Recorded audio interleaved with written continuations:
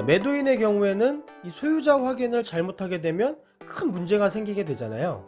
우선 매도인이 외국인일 경우에는 이 두 가지 케이스로 나눌 수가 있어요. 자, 첫 번째 케이스는 외국인이 입국을 하지 않고 국내 부동산을 이제 처분하는 경우예요. 자, 그리고 두 번째는 외국인이 국내에 입국해서 국내 부동산을 처분하는 경우로 나눌 수가 있습니다. 자, 또 날인제도가 없는 외국인의 인감 증명에 관해서는 신청서 또는 위임장 등의 한 서명이 본인의 것임을 증명하는 주한 본국 대사관이나 영사관의 확인 서면으로도 가능합니다. 자, 그래서 이 매도인이 외국인일 경우에는 더더욱 머리가 복잡해지는 거예요. 안녕하세요, 공인중개사 허준혁입니다. 여러분, 오늘 제가 준비한 영상은요, 자, 부동산 거래도 이제는 글로벌해져야 되지 않겠습니까? 자, 이 국제화 시대에 발맞춰서 오늘은 제가 외국인과의 부동산 거래에 대한 내용을 영상으로 준비를 해봤어요.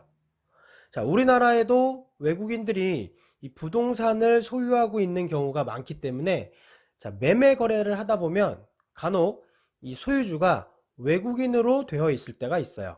저도 맨 처음 이런 경험을 했을 때는 매우 당황을 했습니다. 자, 외국인이면은 당연히 주민등록증도 없을 텐데 도대체 무슨 방법으로 이 사람이 진짜 소유자인지, 자, 확인할 수 있는 방법을 모르겠는 거예요.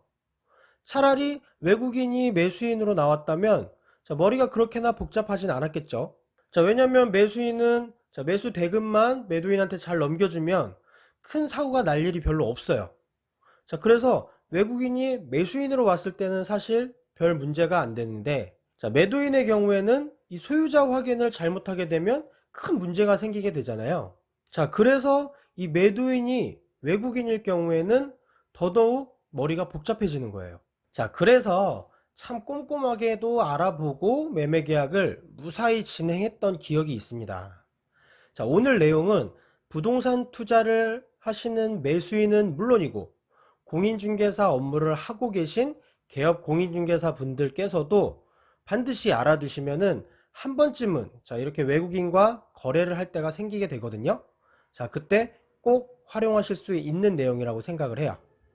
자, 우선 이 매매 계약을 하려는데 매도인이 외국인이라면 대법원 홈페이지에 들어가셔서 외국인 및 재외국민의 국내 부동산 처분 등에 따른 등기 신청 절차에 관한 예규를 찾아보시면 됩니다. 좀 길죠? 자, 자막으로 나갈 거예요. 자, 그럼 우선 예규에서 나오는 용어의 정의에 대해서 한번 먼저 살펴보도록 할게요. 제2조 정의. 이 예규에서 사용하는 용어의 정의는 다음과 같다. 재외국민이란 대한민국의 국민으로서 외국의 영주권을 취득한 자 또는 영주할 목적으로 외국에 거주하고 있는 자를 말한다. 외국인이란 대한민국의 국적을 보유하고 있지 아니한 개인, 무국적자를 포함한다를 말한다. 외국인 등이란 외국인, 외국 정부, 외국의 법령에 의하여 설립된 법인단체 등 부동산 거래 신고 등에 관한 법률 제2조 제4호 강목의 어느 하나에 해당하는 개인, 법인 또는 단체를 말한다. 공증이란 공증인이 공정증서를 작성하는 것 또는 사서증서에 대해 인증하는 것을 말한다. 대한민국 공증이란 대한민국 영토 내에서 공증인법에 따라 이루어지는 공증과 대한민국 영토 밖에서 제외공간 공증법에 따라 공증 담당 영사가 담당하는 공증을 말한다. 본국 공증이란 본국 영토 내의 공증과 본국의 영토 밖에서 본국의 외교 영사기관이 담당하는 공증을 말한다. 자, 그럼 이제부터 매도인이 외국인일 때 어떤 절차를 거쳐서 계약을 진행하는 것이 안전한지 한번 알아보도록 하겠습니다. 우선 매도인이 외국인일 경우에는 이 두 가지 케이스로 나눌 수가 있어요. 자, 첫 번째 케이스는 외국인이 입국을 하지 않고 국내 부동산을 이제 처분하는 경우예요. 그러니까 외국인이 외국에 남아있는 상태에서, 자, 국내에 있는 부동산을 처분하려고 하는 경우죠. 자, 그리고 두 번째는 외국인이 국내에 입국해서 국내 부동산을 처분하는 경우로 나눌 수가 있습니다. 외국인이 입국하지 않고 국내 부동산을 처분하는 경우에는 다음과 같은 서류들이 필요합니다. 자, 첫 번째로는 이 처분 위임장이라는 게 필요한데요. 자, 외국인이 국내에 입국하지 않고 부동산을 처분하려면 위임을 통해서 소유권 이전 등기를 해야 되기 때문에 이 위임장을 써서 위임을 해야 됩니다. 위임장의 양식은 특별히 규정된 것은 없어요. 다만 이 처분하려고 하는 대상 부동산의 표시와 위임을 받는 사람, 다시 말해서 수임인이 구체적으로 특정되도록 기재해야 됩니다. 자, 그리고 위임하려고 하는 법률 행위의 종류와 위임 취지가 기재되어야 되고요. 예를 들면 위 부동산의 처분 권한 일체를 위임한다는 등의 내용이 들어 있어야 돼요. 자, 두 번째로는 인감증명이 필요해요. 자, 그런데 이 인감증명의 날인 제도가 없는 나라도 있거든요.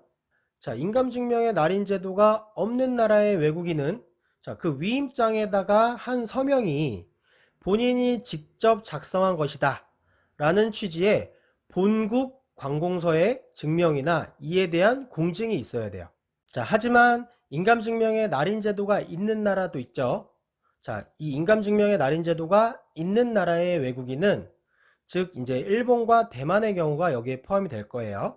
자, 위임장에 날인한 인감과 동일한 인감에 관하여서 그 관공서가 발행한 인감증명이 있어야 돼요. 자, 세 번째로는 주소를 증명하는 서면이 필요합니다. 본국 관공서의 주소증명서 또는 거주사실증명서를 첨부를 해야 돼요.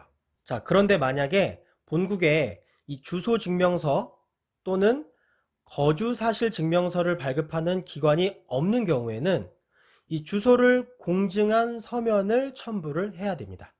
자, 그리고 네 번째는 외국 국적 취득으로 성명이 변경된 경우예요.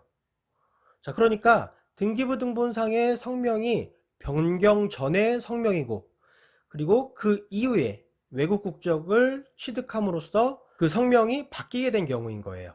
그러니까 사람은 분명히 같은 사람은 맞는데 등기부등본상의 성명과 현재 사용하고 있는 성명이 다르게 된 케이스인 거죠. 자, 이럴 때는 등기부상 성명과 변경 후의 성명, 즉 현재의 성명이 동일인이라는 본국의 관공서의 증명 또는 공증이 있어야 됩니다. 자, 다섯 번째는 번역문의 첨부예요. 등기소에 제공하는 첨부 정보가 외국어로 작성된 경우에는 번역문을 붙여야 돼요.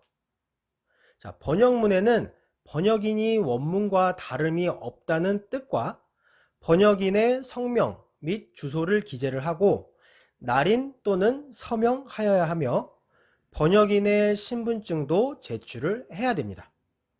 다만 이 번역문을 인증받은 경우에는 예외예요. 자, 그럼 이번에는 외국인이 국내로 입국을 해서 부동산을 처분하는 경우를 살펴보도록 하겠습니다.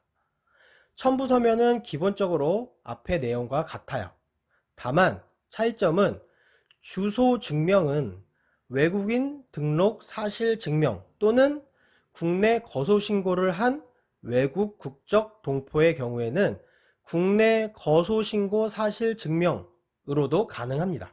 자, 또 날인 제도가 없는 외국인의 인감 증명에 관해서는 신청서 또는 위임장 등의 한 서명이 본인의 것임을 증명하는 주한 본국 대사관이나 영사관의 확인 서면으로도 가능합니다. 또 출입국 관리법에 의해 외국인 등록을 한 자는 인감증명법에 의한 인감증명을 발급받아서 제출할 수가 있습니다.